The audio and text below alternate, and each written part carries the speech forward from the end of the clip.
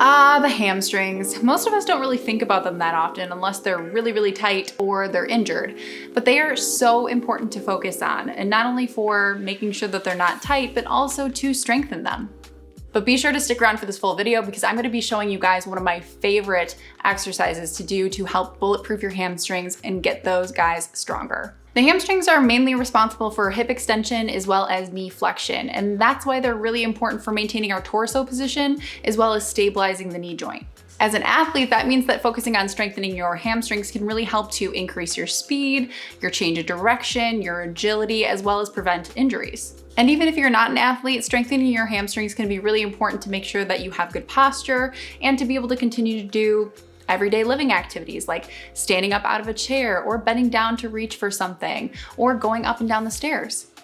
The thing is, most of us have overactive quads and underactive hamstrings, which creates the perfect storm for injuries of that group of hamstrings. So hamstring strains, for example, are one of the most common injuries amongst athletes and everyday active individuals, and they can tend to reoccur. They don't get rehabbed properly all the time, and they tend to reoccur over and over again, which is no bueno if you have ever had one. They are not fun. The other thing that happens when we have overactive quads and underactive hamstrings is we tend to feel like our hamstrings are tight.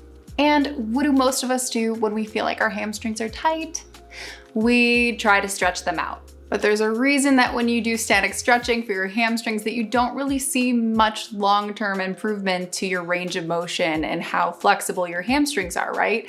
You've probably spent a good time trying to static stretch your hamstrings and only to realize that by the next day or the day after, you're back to square one.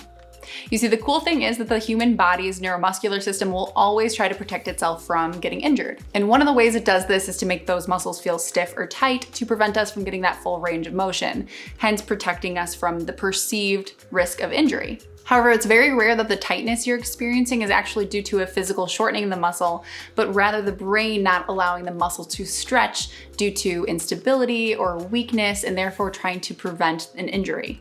Isn't that so cool? Like, our neuromuscular connection is so amazing to me that our brain is literally trying to look out for our muscle tissue and being like, yeah, that's a little weak. I wouldn't stretch that too far. Or I wouldn't do that motion because we're not really prepared for that. So we're gonna make it feel like it's really tight to prevent you from overexerting that muscle or utilizing past a range of motion that we think is safe for you. So it's kind of like an override. So if your brain is telling your body that a certain area is not stable or feeling weak, and that's why it's creating some feelings of tightness, then what would be the resolution to that? Strengthening it. Now, in this particular video, we're focusing on the hamstrings, right? And there is a huge body of research focusing on eccentric movements for hamstring strength and preventing injury versus concentric. Concentric movements can definitely be beneficial where you are shortening the muscle tissue and strengthening it through the shortening range. But a lot of the times the injuries and hamstrings tend to happen while we are in that lengthening phase and trying to exert power through the lengthening phase.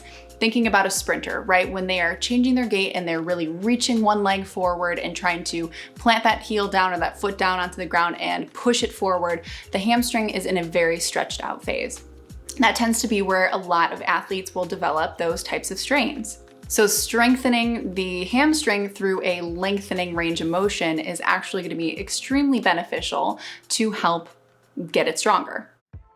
And that's where my favorite hamstring exercise comes into play, which is the Nordic hamstring curl. In one recent study, having athletes do Nordic hamstring curls actually reduced their injury rate by up to 51%. So what is so great about this particular exercise? Well, like I said before, it's an eccentric exercise. So as you are moving your body forward, you're actually increasing the load into the hamstrings. Therefore, the load is increasing more and more and more as you are lengthening the hamstrings more and more and more. So you're actually building length, mobility, flexibility into the strengthening motion at the same time, which is fantastic. So this particular movement is creating more work for the distal musculotendinous junction that is working eccentrically during this movement, while the proximal musculotendinous junction is working isometrically. And while I love the Nordic hamstring curl, and I think it is the #1 exercise to help prevent injuries and strengthen the hamstrings, I do think it's actually best combined with another hamstring exercise. And that would be the contralateral offset Romanian deadlift. And why would that be? Well, it's because it actually flips the loading. So like I said, the Nordic helps eccentrically load the distal musculotendinous junction.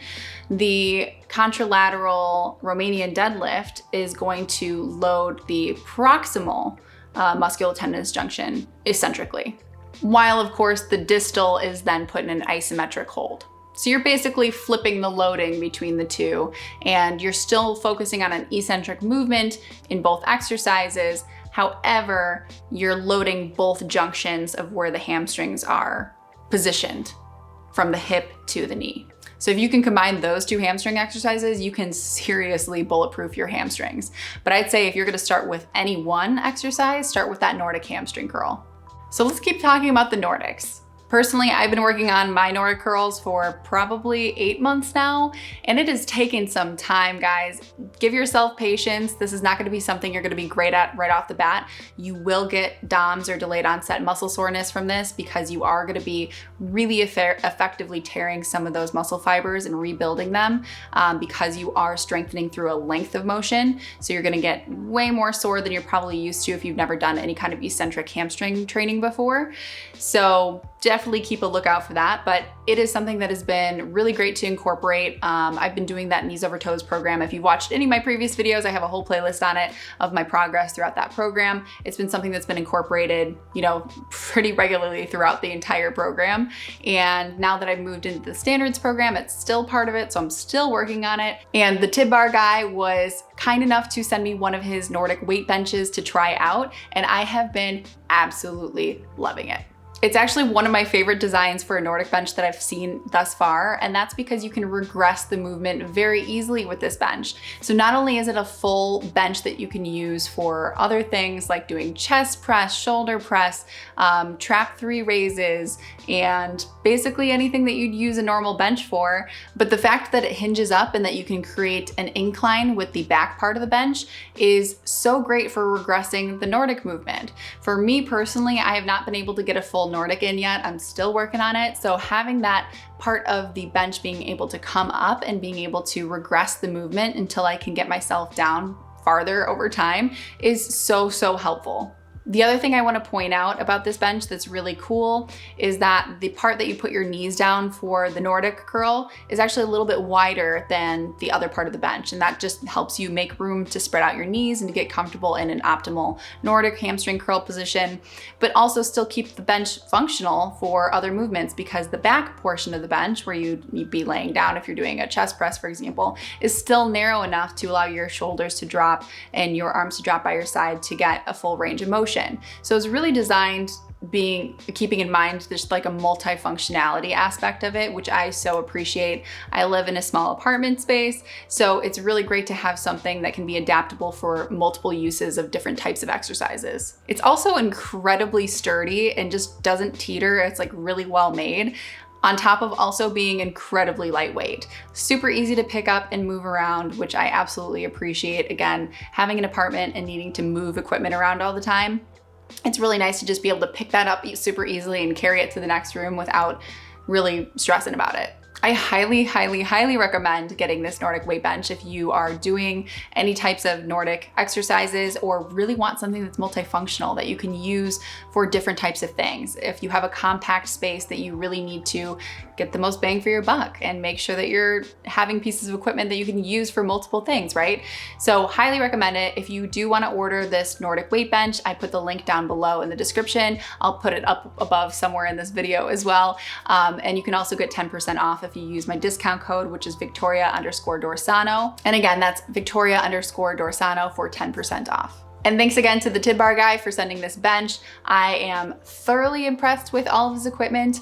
Definitely peruse, check around some of his other stuff he has going on. I have another video that I've made about his solo Tib Bar, which has been another game changer and another great thing to keep around if you have a small space and want to kind of build out your gym in a way that's not going to take up too much space. So highly recommend checking out some of his equipment. And as always, if you liked this video, please give this video a thumbs up, subscribe to my channel. I would greatly appreciate it, and hope you guys have some happy, healthy hamstrings after watching this. And until next time, I will see you guys later. Bye.